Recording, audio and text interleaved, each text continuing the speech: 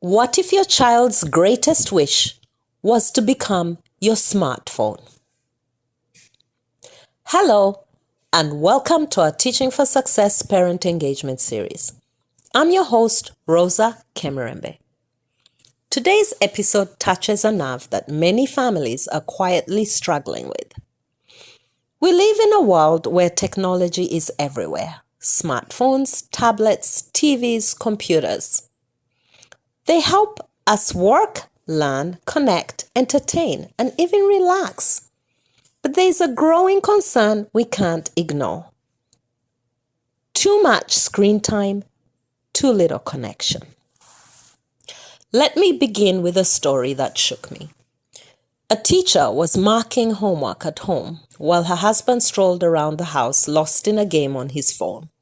When she reached the last paper, she suddenly began to cry. Her husband asked what had happened. She had asked her students to write about a topic, my wish. One child wrote, "My wish is to become a smartphone. My parents care for their phones more than they care for me. They hold their phones, protect them, and play with them. They stop everything to answer their phones, but not for me. I want to be a phone so I can finally be noticed." The husband was deeply moved and asked, "Who wrote that?" She looked up, tears in her eyes, and said, "Our son." That's a painful reality. Many children today are growing up feeling invisible, overshadowed by screens, even in their own homes. This episode is for all of us, parents, caregivers, educators who want to raise connected, emotionally healthy children in a distracted world. Let's begin with science. What happens to the brain when a child spends too much time on screens? First, attention span suffers. Children become used to quick changing visuals and fast-paced sounds. This kind of constant stimulation rewires the brain, making it difficult for children to concentrate in real-life situations like classrooms where focus and patience are required. Second, screen time impacts executive functioning, the part of the brain responsible for decision-making, impulse control, and problem-solving. When children get used to immediate gratification from screens, they may struggle with delayed rewards and complex tasks. Then comes communication. Kids learn language and emotional skills through face-to-face interaction, watching people's facial expressions, hearing the tone of their voices, practicing empathy. But when their main interaction is with devices, they miss out on building the social brain. They may have fewer words, less emotional awareness, and more difficulty managing relationships with other people. Another huge factor is sleep. And here's where we need to talk about something many parents are not aware of. Blue light. Most phones, tablets, TVs, and computers emit blue light, a type of light that mimics daylight. That might sound harmless, but the problem is this. When your child uses a screen in the evening, the brain receives a signal that it's still daytime. Why does this matter? The body produces a hormone called melatonin, which is responsible for helping us feel sleepy and fall into deep, restful sleep. But blue light blocks melatonin production. So instead of winding down naturally at bedtime, the brain stays alert and awake. That's why kids who use screens right before bed often toss and turn, take longer to fall asleep, or wake up more frequently in the night. And when sleep is affected, everything else falls apart. Concentration, behavior, memory, mood, and even immune function. A tired child is more emotional, less focused, and less ready to learn. They may seem irritable or distracted in class, not because of defiance, but because their brain didn't get the rest it needed to reset. Let's also talk about cognitive development. Passive screen use, like watching videos, doesn't stimulate the brain the way reading, pretend play, or problem solving does. It's the difference between watching someone build a puzzle and actually building it yourself.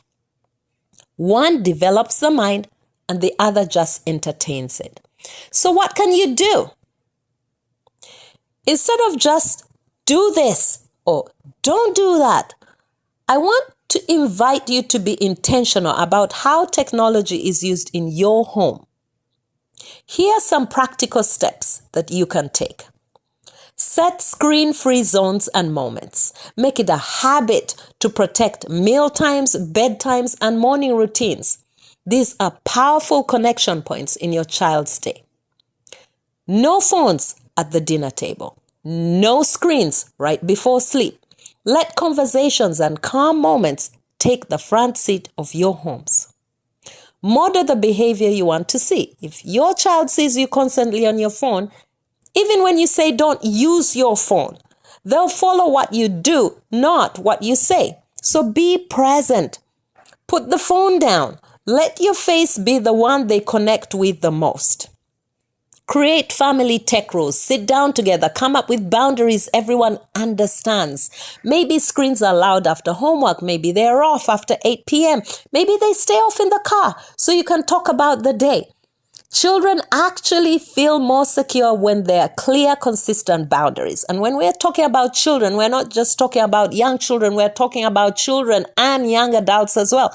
And adults, take screens out of the bedroom. This goes for kids and, yes, parents, adults.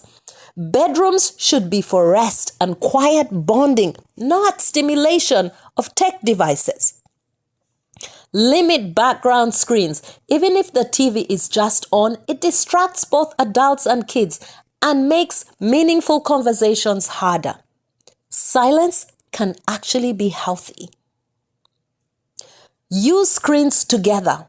If your child wants to watch a documentary, explore a topic, or play a game, do it together as a family. That turns screen time into bonding time and creates opportunities to talk, question, and guide. Be mindful as well in public places when you're at a restaurant, in church, or at social gatherings, or visiting family or friends. Keep screens tucked away.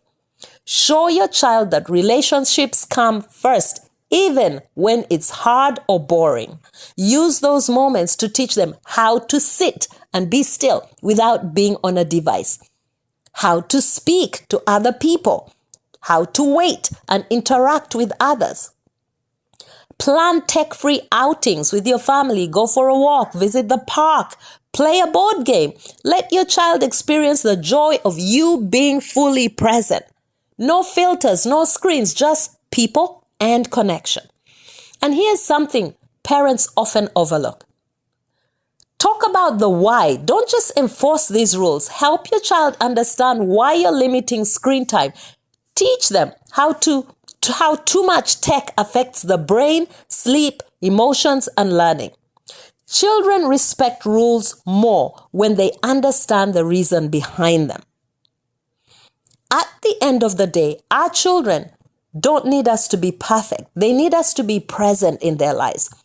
We're not anti-technology. We're pro-connection. And connection takes effort. It takes awareness, but it's worth every second. So here's your challenge this week.